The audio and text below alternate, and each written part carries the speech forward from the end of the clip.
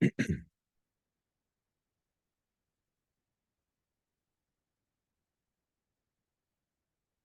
afternoon, everybody. Um, Looking forward to the game this weekend. We obviously coming off of a really good victory at Temple, and proud of our guys and the effort they put forth on Thursday night. It's nice to kind of feel like we had a little bit of a rest there, getting ready for this road trip. Um, to play on the road is difficult. To play two games in a row on the road, I think even makes it more difficult to have to pack up and make a trip and turn around and do it again. It's nice to have a couple extra days. Um, our guys played really hard on Thursday night. We played well at times where I felt like we could have played better, and that's certainly what we need to strive to do and improve and get better and get prepared for Tulsa. We worked out on Sunday with our team. We didn't practice at all between the game on Thursday and Sunday night. Just felt like our guys needed that rest. We got back really, really late, but came back on Sunday and practiced and really start to build on the game plan today. So they got an impressive team and some very talented players. I've known Coach Wilson for a good while.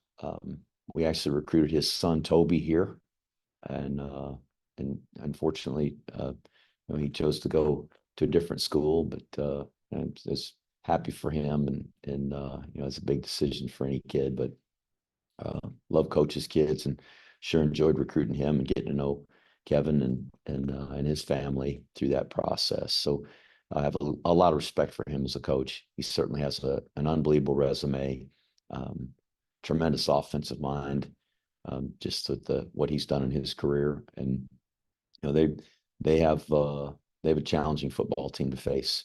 The weapons that they have, the scheme that they run both on offense and defense, and a well coached football team. I know Coach Spurrier as well, their offensive coordinator, and certainly great respect for him and what he's done in his career and the pedigree that he comes from, being a coach's son as well. So anyway, we're looking forward to the opportunity.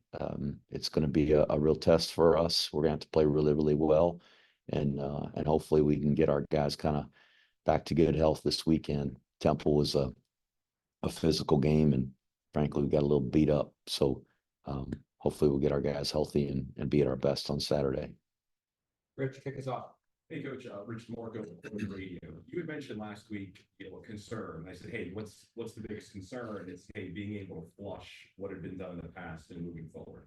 Now that you won 4 games in a row, what has your team shown you in their ability to flush that kind of stuff and move on to the next step? They've handled it with maturity. I hope we'll continue to do that and being able to put the past behind us. And I think that's important regardless of what the result is. But triumph is an imposter, just as tragedy is an imposter. It affects your attitude, and our guys, I think they do a really good job internally with leadership. We've got some strong leaders in the senior class and in the locker room, and they've handled it well and have remained grounded. And it's important for our coaches to do that, and certainly for me to do that. But our guys recognize who they are, and every week I say the same thing. They recognize who they are. That we've got to play really well. That we've got to play together. We've got to play really hard. We've got to execute the fundamentals. We can't make silly mistakes, missing assignments, and foolish penalties and things like that, because the teams we face are far too athletic. Big, physical, powerful, fast, athletic, and frankly, we're outmatched. So our guys have to play really well and execute well, and sometimes it's hard to look in the mirror and say, well, maybe I'm not as talented as the guy across from me, but that's where humility comes in. We have to realize that there are good players and talented players everywhere. And if we don't do the things that separate us from other people that are playing the game, then we're going to find ourselves in the short end of the stick. So our guys have handled it well. I hope they'll continue to do that. And then, Coach, you know, after last week's game, the Rice game, you talked about the second half, right? The first half was terrific. There was lots to learn in the second half. When you look at the Temple game, you win a ball game, you're 4-0. What are those areas of improvement that you can focus on to help flush that and also move forward and say, hey, we might have won 42-14, but these are the things we got to work on? Well, we had some self-imposed, I guess, blow-ups. We missed a read. We pitched the ball on the ground, and we bat the ball out of bounds. Got us in a bad situation. We had a 3rd and 3 play that we jump off sides or false start on offense. We didn't even have a play called. I don't know, where we were going, but that's, it's just silly things like that we internally can control. And it's our job as coaches to have those guys prepared to make good decisions, to be error free and not have penalties that we can control. Defensively, we had a play where we were lined up incorrectly. We got lined up late, and that's our fault as a staff for not getting a call in quickly enough. They were going fast, and we were backwards on our call, and we turned a receiver, the tight end, scot-free, untouched. Easy throw. He ran down the field. Then we missed a tackle, and they scored a touchdown. That's after having the ball thrown over our head, and giving up a big play. And it's not that our guys wasn't trying to make a big play or trying to make a play and playing hard. It happened, and those are things that we can't do. And there are a number of things like that. And whether it's the kicking game or offense or defense, there's a number of things that we've got to do better. Our 3rd down defense has to improve. We've got to be better on that down on defense. That's the only down that matters. Really, when it gets to 3rd down, you got to be able to get them stopped and get them off the field. So there are a lot of areas where we need to improve, and so that's why we practice, and what we'll be out there doing today from the very start is working on fundamentals in the kicking game, and then working on fundamentals offensively and defensively, and then trying to put it together as practice goes along. Thank you, Coach. Connor, go ahead, next. Okay, we'll start with Charles Grievous. Good afternoon, Coach. Charles Grievous here with GoBlackKnights.com. Coach, going into spring ball and fall training camp and the season itself, there were some questions regarding, what you might be getting with the defense, not because of lack of talent, but more so lack of experience with the returning personnel. Here you are heading into game number 5 of the season. Can you provide us with how you have viewed the progress of the defense, and has there been 1 or 2 players that have really caught your attention relative to taking their game to the next level? I think the defense has played really solid, obviously, from the standpoint of not giving up a lot of points, and that's been key. We've had the two plays I mentioned from the Temple game are disappointing because they're big plays, and we've done a good job of keeping them out of the end zone. Those 2 big plays resulted in touchdowns. So we've played a pretty well, the bend don't break. We've given up some plays, and we've had some teams get down there close, and we've been able to keep them out of the end zone. And I guess really that's all that matters is the points per possession, and are we keeping them from scoring touchdowns? And they've done a good job of that. Our guys are playing really hard. I think we've tackled better, certainly earlier in the year, this year, than we have in years past, and that's contributed to the success. The defensive line, we're playing a lot of guys. There's 7, 8 guys that are getting snaps, significant snaps, anywhere from 6 or 8 to 28. And they're not playing so many snaps that they're getting fatigued. And it's great to be able to rotate some guys in there. And that, I think, is the strength for that unit, that there's a lot of guys that are able to take snaps. In the secondary, I think probably was where we had the most question, losing a couple seniors that had played so much football for us, and having some guys that were inexperienced or had sat out a year ago. And I've been pleased with that group. They've played well. They've tackled well. As I said, we gave up the long touchdown over our head, in the secondary the other night, and that's just something we've got to do a better job of positioning our players so that he's not in that spot. But those guys have done a good job. The linebackers, there's some guys that have been around the program.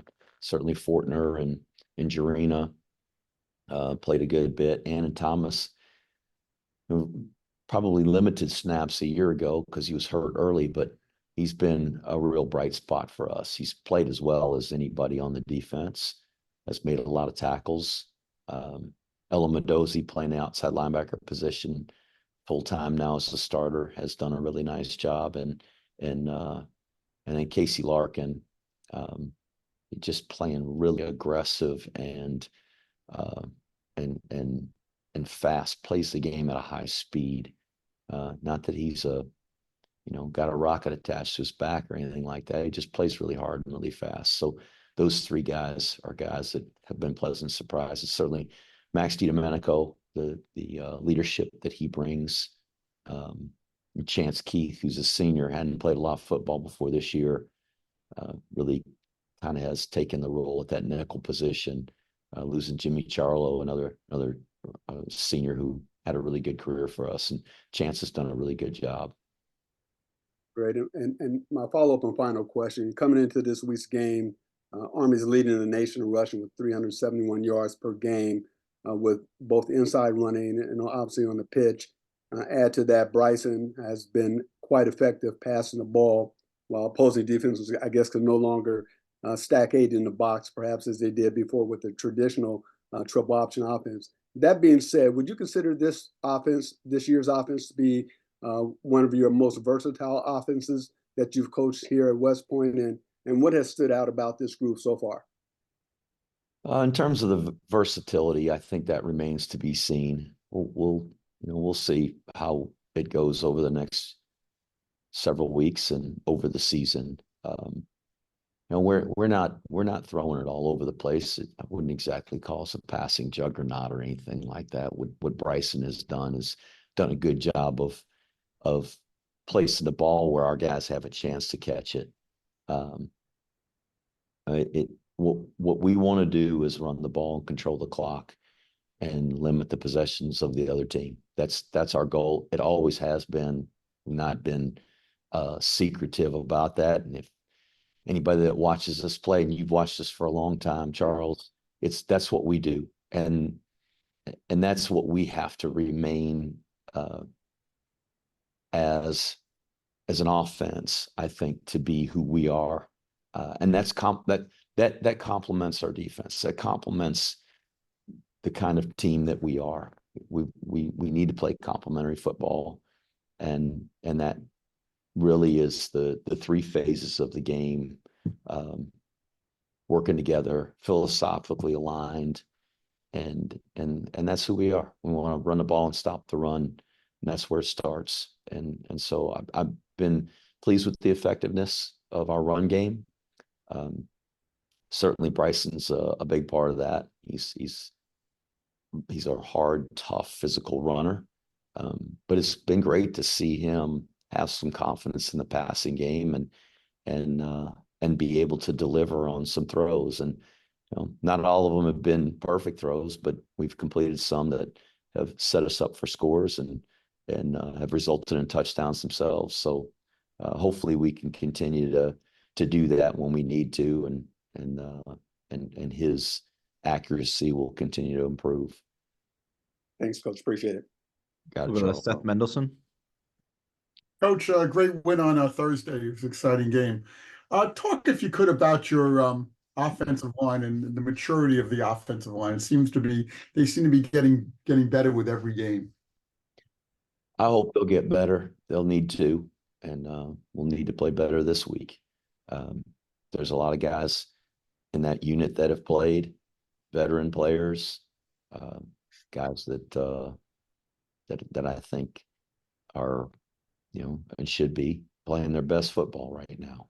Guys like Katsianis and Finucane and Lucas Scott, all three senior starters up front. I mean, I think they're playing as good as they have since they've been here. Brady Small has been playing really well. Obviously just a sophomore, but he's been playing well. He's a tough guy and plays really hard. Paulo Generali is the newest guy to the group, and he's played some really good snaps for us. Will Jeffcoat, who's another veteran guy, who's going to see more time just because he's practiced so well and played so well when he's gotten in games. Booby Law, another senior who's played a good bit for us. So I mean, that's a veteran group that we had a lot of faith in, and they should be playing good. They've got a lot of experience. Thank you, Coach. Thanks, Seth. We'll go to Ken Kreitzer. Hey, good afternoon, Coach. I noticed with Kevin Wilson that he obviously had a great. He was the Indiana head coach, and then he was the Ohio State offensive coordinator. Had some, big stats there, some big stars. Did he coach against Army the time you went out there in 2017? No, he was not. I'm trying to think. He might have been the Indiana coach at that time. Rich knows, he knows but he was not the offensive coordinator when we played him at Ohio State. Okay.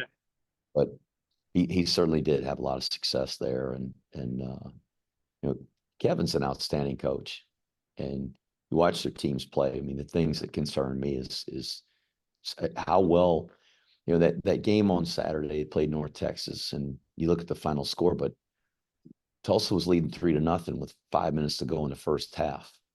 North Texas hit a big pass play, and they had a couple of other things that happened toward the end of the half that allowed North Texas to kind of jump out to a lead. But North Texas, I think the first 5 designed run plays of the game, 4 of them were tackles for loss. And then on the flip side, offensively, Tulsa running the football. I mean, I don't know how many plays just in that game. They're one block away or one make you miss away from the run play being a touchdown or a big play. I mean, they've got a good, solid football team and a talented football team. Really impressed with their quarterback. They obviously they got some big guys, and that's something you always point out, Ken, is just the size of these teams that we play, their offense and defensive line. And so I'm very impressed with their team. And Kevin's an outstanding coach. As I said, I've known him a long time, got great respect for him. And I know that they'll have a team that's prepared and ready. And when you play a team that's prepared and ready, it's very talented, and you playing on the road makes it a challenge. And Coach, just about their quarterback who's played the most, Kirk Francis, 90 of 154, 196 yards. Doesn't seem to run much. He's had 4 interceptions, 6 TDs, redshirt freshman. And another play that stands out on their defense is they have a graduate student linebacker, number 19, Gavin Potter, 30 tackles, and he's played 4 years at Kansas. They do have a few guys that transferred. I think I looked in the roster at 15 transfer players from either other colleges or junior colleges included, and so they've got some guys that are veteran players that have come into the program that have played college football. And I tell our guys, nobody's going to be intimidated when we come rolling into town. I mean, they got guys on their team that, have played in Power 5 conferences. And they just played Oklahoma State a couple of weeks ago. Their teams traveled to big stadiums that played and battled other teams, and they got good players and talented players. And so what we have to do is execute at a really high level and overcome physically where we're mismatched. And so I go up and down the roster, guys I've watched on their film the last couple of weeks that are really good players and very talented. And you start scratching your head, and you're like, how am we going to block this guy? And how are we going to get off of a block on this guy? How are we going to tackle him? How are we going to cover him? That's the case against Tulsa, and it happens often. Just ask about offense. Bryson Daly's run the ball 82 times this year, 505 yards, six yards a carry. Noah Short, 25 carries. Kanye Udo, 51. How do you feel about the distribution of the ball in the option, and how Bryson is able to take the 20, 23 hits a game that he's taking? He's carrying it quite a bit, probably quite a bit more than I anticipated, but some of that is design runs, and some of that is off the option plays where he's got a decision to make.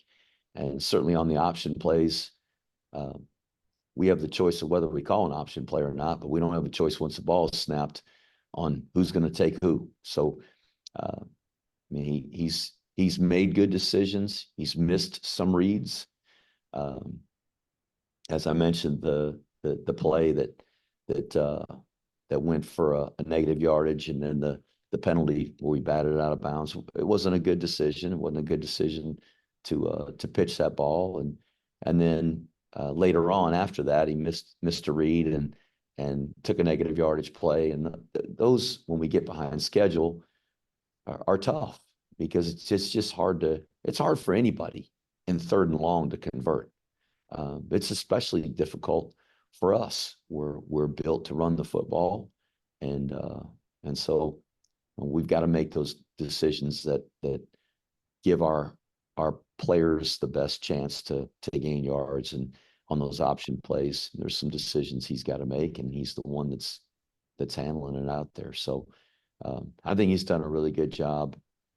There's some plays that he'd like to have a redo on, and fortunately, we haven't paid the ultimate price and lost the game because of it. What's important is that we continue to work, and he continues to work to make those improvements, so he gets his reads right. And in a game where those decisions are going to be critical, that we make the right one. Thanks, Coach.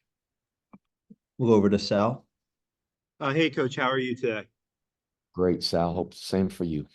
Yep, thanks. Want to ask you about Dwayne Coleman and what he's brought to the team, in practice and then in games when he gets a chance. It seems like he's been really ready to play and been a positive for you guys. He gets a lot of snaps in practice. I mean, and really that's the case with most of our second string guys. They get as many team reps as our starters do, because frankly, they're one play away from being the starter. So we want to make sure that we get them plenty of reps. He gets a lot of opportunities to run the offense, and he does a good job. Our players believe in him. Coaches certainly believe in him, and he's been ready and done a really good job when he's gone in the game. It's nice to have a guy like that as the backup that we feel confidence in, and it's great to be able to get him some experience and get him in the game, so that in the case that he has to go in the game because Bryson can't play, is injured, or whatever may be the case, that we've got a guy that we feel good about. So I think he's done a nice job, and Cody's done a good job preparing him. Max DiDomenico, was it precautionary that he didn't come back into the game, or is there something more than that? No, he got a bruise to his upper arm. I mean, just got whacked really good. He's got that cast on, and to play in that cast and swing that thing around isn't easy. but it doesn't allow you to, it doesn't allow him to be able to utilize that arm and that hand like he normally would without a cast. And so he's using just everything he's got, the cast, which is a closed fist, and he's got, the whole thing's covered, his hands covered, and his upper arm to tackle and to take on blocks. And he just took a shot to the upper arm. And so it was bruised pretty good and hurting pretty good. And so we took him out of the game and played some other guys. And so he's practicing today. We anticipate he'll be fine. Can you talk real quick about what the guys who replaced him, Shields and Sotelo, how they played against Temple, how they kind of stepped up? I can't say enough for Gavin Shields and the job that he did. You saw him go down, I'm sure. Yeah. And he went back into the game. I mean, just true toughness by that guy. And so I thought he did a really good job. He plays the game extremely hard, is a huge special teams contributor for us. Takes a lot of pride in that, but found himself in a game. Like I said, he's one play away from being the starter. And when Max went down, he was able to step in. And then Colin Madison, there's a guy. I mean, I'm so proud of that guy. He, as a freshman, was just really uncertain as to whether he was going to be able to contribute and ever grow into being a guy that could be physical enough. And he certainly has. He's got really good speed for, comparatively speaking, for our guys. And he's played a good number of snaps. And so both of those guys did a really nice job coming in. And I'm excited for Colin Madison. I'm excited for Lane Parks, both those guys from Oklahoma. So going back home this week and getting to play in front of their family and friends back home. Thanks, Coach. We'll go to Ken McMillan. Hey, Jeff, just to follow on Max, given the fact that he's a veteran and you know what you're going to get from him, do you back him off during the week, given his current injury? I mean, we didn't do much with him on Sunday night, but Sunday we were in helmets and spider pads, so there wasn't any contact. He was able to go through all those drills and everything we did on Sunday night.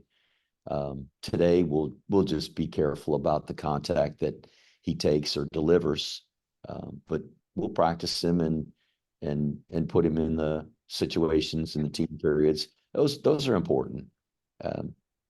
I suppose there are guys that are talented enough on other teams, other places, that if they don't practice during the week, they can show up there on Saturday and they're so talented, so physically gifted that they can just go out there and play their position, run a route or rush the passer or kick the ball or whatever it may be. We don't have anybody like that. So our guys got to practice. And if he's going to be able to be effective on Saturday, then he's got to go through all of the preparation and seeing it and doing it and recognizing when checks need to be made and calling those out. And so we'll involve him as much as we can. Obviously, as a veteran player, he's like Connor Finucane on offense. Connor's played a lot of football, but Connor can't go without practicing. He's got to practice during the week. Bryson Daly's played a lot of snaps for us this year, 2-year starter, but he's got to practice if he's going to be at his best on Saturday. So I feel the same about Max. Got a lot of faith in him. He's a good player, but we got to get him into practice, and we intend to do that the next 3 days. And how much longer on wearing this cast or club? I don't know about the cast. I think it'll be casted again, at least for this week. As for the bruise in the upper arm, we'll probably just have a pad on that and as precautionary. But as for the club, that's they cut that thing off about every 2 or 3 days, and they X-ray it and see what's going on with the healing process, and that's really to make sure that there's not something going on underneath that cast that we don't know about, and if there is, that our doctors can put a plan in place. Sometimes guys will have a broken bone and they'll put a cast on and it doesn't heal. It either isn't healing properly or the healing process isn't happening as quickly as it should. And so other measures need to be taken. So that's why those casts are changed out so often. And when you put your arm or leg or hand or whatever in a cast, there's some natural atrophy. So the cast would start to get loose as his arm gets a little bit smaller, obviously not being able to work all those muscles. So that keeps a nice, tight, properly fitting cast on there. So hopefully he'll get out of that thing pretty soon. I know he's anxious to shed it. Anderson Britton, what's his status? What happened? Anderson hurt his knee and will be out for the year, unfortunately. So he does, you don't often see that with a kicker, but landed and injured his knee, and that's really unfortunate. So he landed poorly on, he was taking a kick and then It was on a kickoff play, and his knee just twisted, and which happens sometimes. It's a non-contact injury, and unfortunately, those things happen. And so having Trey, though, has got to give you some confidence. Yeah, he did a great job. He went in. He's obviously been the field goal PAT specialist for us, but he went in as the kickoff specialist after Anderson got hurt and did a really good job. Kicked some into the end zone. So glad we got a veteran guy like that for sure. Any potential of another kicker coming up to fill in? We got a young kicker, Dawson Jones, who has shown a lot of promise. He's got a really strong leg, so we'll travel with him, and he'll be the backup kicker, and we'll see as we go through the week if he can take over the kickoff duties. But if not, Trey can handle them both. I know you like talking about Army only, but the fact that you and Navy are both 4-0 in this conference, I think it's caused quite a stir in the college football world. What do you think? I think there's a lot of football left to play, so I'm not concerned about anything other than Tulsa this week. They're enough of a concern for me, and I hope we'll play well. Just to go back to the offensive line question earlier, is it, I mean, from my observation, it looks like you guys are just doing a better job this year of blocking and gaining some, pushing the guys out. Am I incorrect in that? And if I am correct, is it just a matter of having the right personnel this year, or are they performing better techniques? Well, all of those guys are a year old, and there's several guys up there that played a lot of football for us, so they're improving. I think Bryson Daly's playing better this year as a quarterback than he did last year, but he's a year older and a year more experienced. I think Kanye Udo, the way he ran the ball on Thursday night, that's as good as he's run the ball since he's been here. And so he's a year older and more experienced, and that happens. And I think that the offensive line is just that group. It's a result of having guys with experience, having a scheme that really fits them, and they're just taking a lot of pride in it. And there's good, healthy competition, and some good depth, and that's all a formula for, I think, guys playing their best. Hopefully that group can stay healthy. And as the season wears on, that becomes a challenge at every position. As I said, Thursday night was a really physical game, and we came out of that game pretty beat up. So hopefully we'll get everybody back to the guys that are beat up and banged up back to full health going into Tulsa. Obviously we've got some injuries like the one I mentioned with Anderson Britton that we won't get back, but hopefully for the rest of that group, particularly the offensive line, they're ready to go and fresh. Jeff, you guys were 6-6 the last 2 years, excuse me, and now you're off to a 4-0 start. What does it say about this team being able to move forward the way they have, and how much of a role is your leadership council as far as moving this team forward and keeping them positive? I think our senior class is a really strong senior class in terms of leadership. Our captains are doing a great job. The leadership council is a good representation. They represent their class as well, I should say. They're good representatives. there. But I really give credit to the captains, the senior class, and just the overall unselfishness and the humility of this team. That we know who we are. I like I said, I'm only concerned about one game. What we've done in the past, what we've done in seasons before, and the 4 games before this one have no bearing on this game. We have to play our very best this game. And just is last year. Last year, we didn't have a great start, but we had a good finish. And so what happened early in the year didn't have anything to do with what happened later in the year. It was just a matter of execution and guys improving and guys continuing to believe and guys continuing to work. And we got to have the same attitude and the same humility right now. Is that the next game is the only one that we can do anything about this week, and it's the most important game of the year. And we're still not playing as well as we need to, and I think as well as we're capable of. So we've got to strive for that and hope that we can improve, because each week the team we face is going to be improved. Tulsa's going to be improved, and the next week the next team we play is going to be improved. That's just that happens over the course of a season as guys get experience in play. So hopefully we'll continue to do the same thing. Thanks, everybody. Have a great day.